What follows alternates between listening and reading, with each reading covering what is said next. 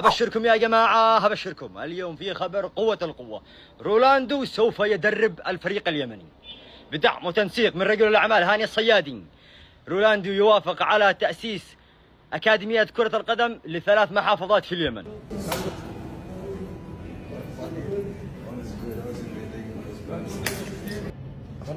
Academy is come to Yemen. come to Yemen. Thank you.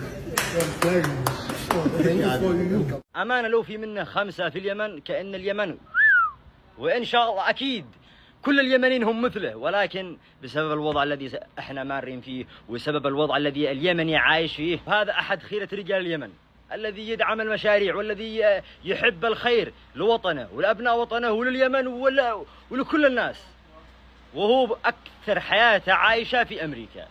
يعني أنا أعتقد أنه ما قد جاء اليمن إلا مرات قليلة، ولكن شوفوا هكذا هم خيرة رجال اليمن. يبني المشاريع، يدعم الشباب، يعني يجعل بصماته في كل شيء وبدون شهرة وبدون ما يدور لا قيل ولا قال.